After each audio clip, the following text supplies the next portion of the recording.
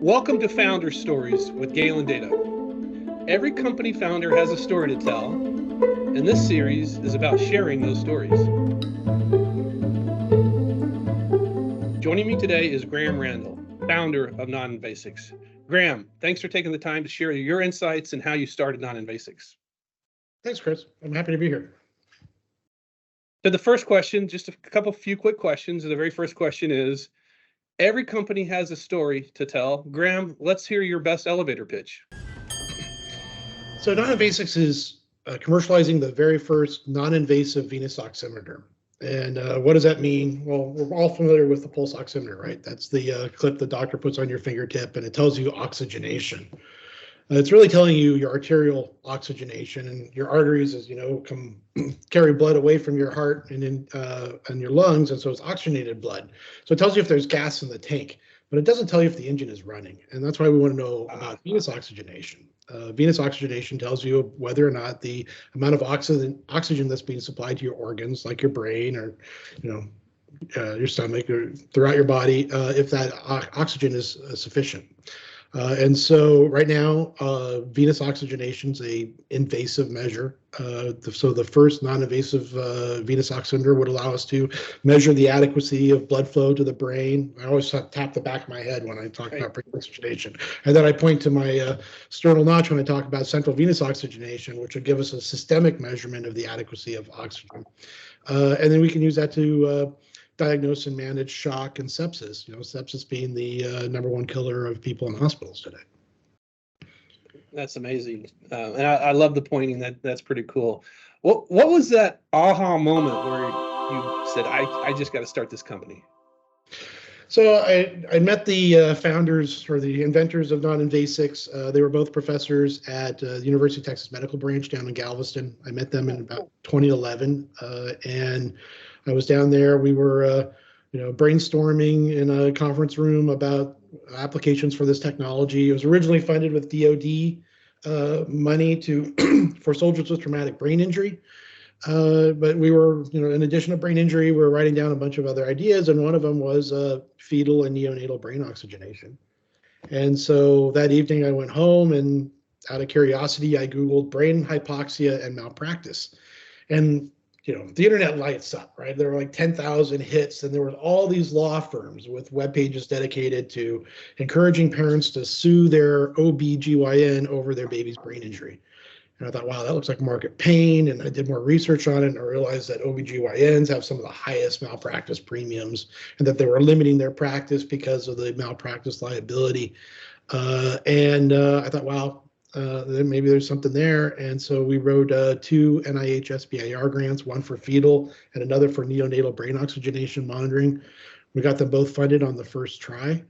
And since I was a PI on those grants, I became the CEO of the company. And that's, I thought the fact that those grants were funded was also a good indicator that we were onto something. That's awesome. I always thought you got started in the med center, but our offices are just 30 minutes north of Galveston. And so that's super cool. Oh, you have a very impressive background. Tell us about your education. Well, I started as a math major at Berkeley and spent too much time there. Eventually, I got a letter that said, you must graduate this semester. You've exceeded the maximum number of units. And I thought, oh, God, I got to get a job. So I ended up in Silicon Valley during the 90s, the first bubble, as a software engineer. One time I was at Borland, old software engineers will know that company. I was writing Java compilers. But when the bubble burst in 2000, and then 9/11 happened in 2001, I decided it was time to retrain. So I came to Houston. I got my PhD in molecular biophysics. I got my MBA at Rice simultaneously. And after that, I got into medical devices. And the folks don't know this, but I met you very, very early. I think you just founded Noninvasix.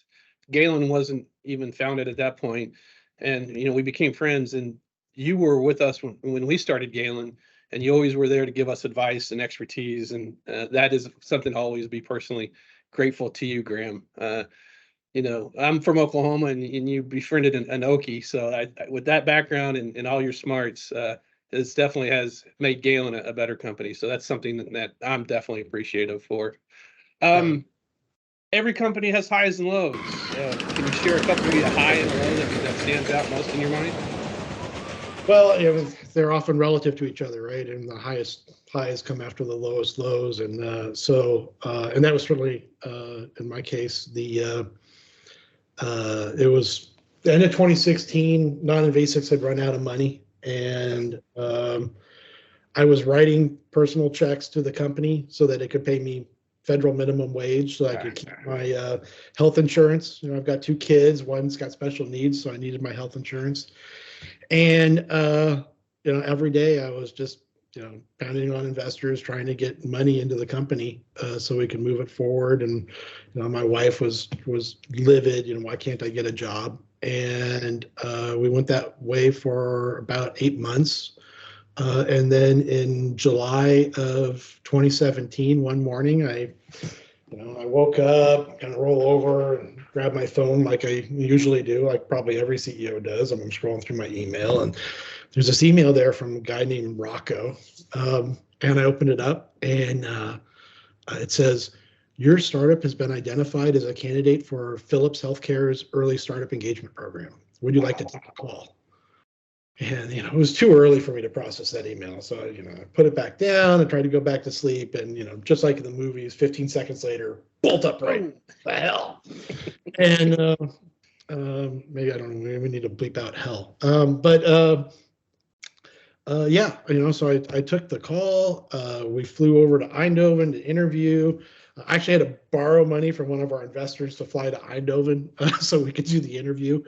And then a month later, we got into the program, and then Harvey hits, of course, the week before I'm supposed to fly to Eindhoven, and I'm trying to close on money from some investors. And to their credit, they like, "Graham, we know you're good for it. We'll wire you the money, and you can send us the documents, after the floodwaters recede from around your house," and which I was very grateful for. But yeah, I thought, boy, if my house floods, this will be my divorce, because I just can't fly off to Eindhoven.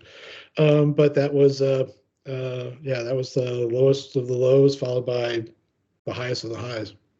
And that's amazing. And what some folks want to know, there's a tropical storm that sat right over Houston for 3 days and just dumped feet of rain, just a lot of rain, and it flooded out the med center.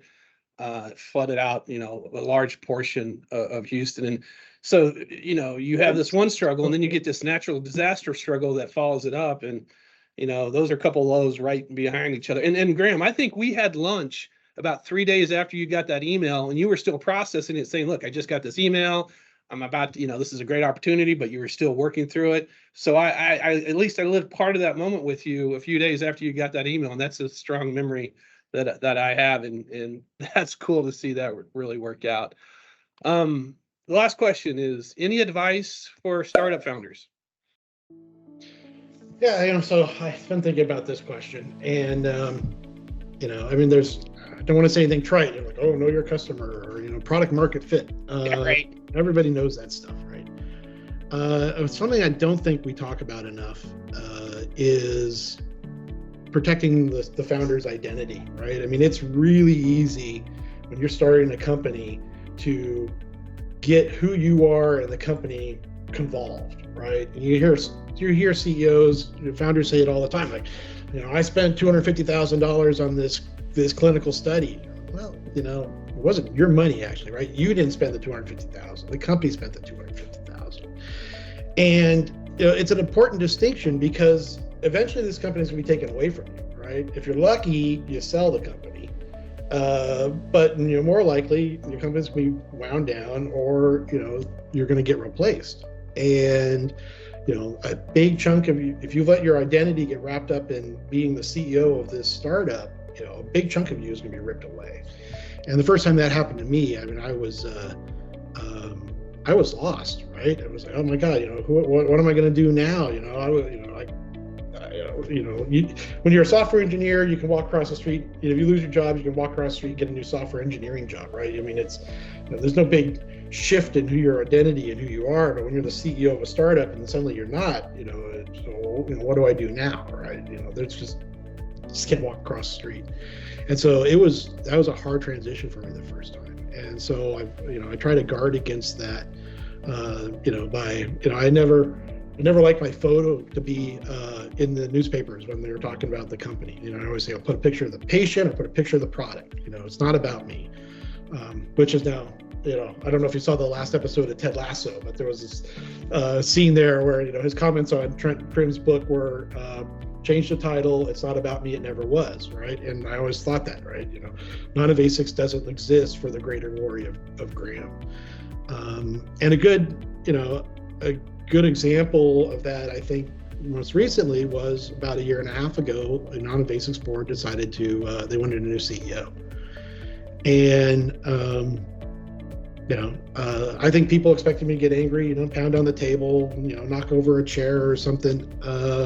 But I didn't. I said, well, I'm here, to serve the will of the board, and I will, do my best in a new position. And I stepped down to, a chief scientist role, which is a more technical role. I was much more comfortable in that role.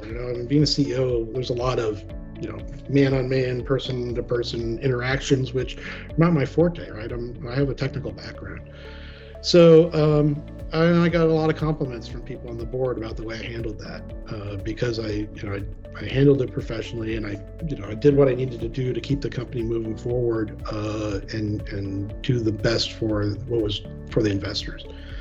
So I think I'm going to go one step further too, and so how do you do this, right? How do you protect your identity? And one of the things that I do, the exercises I do, and let me caveat and say I'm not perfect at this, right? I make mistakes all the time in trying to keep my identity separate from the company, but I always try to think of, your identity should be constant, whether I'm sitting here in front of this screen talking to you, Chris, or I'm on a desert island. I'm Tom Hanks in Castaway, right? So being the CEO of Non-Invasix has absolutely no meaning and value when you're on a desert island, right? If you drive a BMW, you got a BMW in the garage at home, it has no meaning and value when you're stuck on an island, right? It's stuff like, your problem-solving ability, you being an innovator, and then, your love for your family. These are the things that are constant, that'll help get you through a situation like being on an island, and that have value. And so, I always try to think about that when I'm thinking about my identity and how to move forward. So it was a long answer, but that would be my advice to founders. Graham, that just shows to your depth of character. And as founders of companies, and all different types of founders, all different positions, we're all in. And to pull back and dissociate yourself with what you're all in, 24 hours a day. And I worked for IBM and Boeing and big companies. I was done after 8 hours, not with Galen, and Galen never leaves me. And so it's hard. And so I'll take some of that advice, Graham. I want to push back a little bit on the idea. I don't want it to sound like I'm saying don't be all in, right? I'm just saying right. You can be all in without getting messed up in the head as far as, what the company is and who you are, right? Yep. You just need to keep those mentally separate. Yeah, and I'm sure it's easier said than it's easier to say than harder to do. And it's a work in progress. And so that is great advice, Graham. I'm going to take it to heart. Maybe we can have some side sessions and you can give me some advice there. But thank you so much. You're an amazing person. Non-Invasix is amazing. What's the best way for somebody to learn more about Non-Invasix or to contact you directly? Yeah, well, if you want to get a hold of me, my personal email is grandal@grandal.org. It's Randall spelled with an ALL, just like Randall's supermarkets here in Houston. And that's probably the best way to get a hold of me. All right, cool. And your website is? So Non-Invasix is noninvasix.com. All right. Awesome, Graham. Thank you again so much. And wish you all the best with the continued success with your company.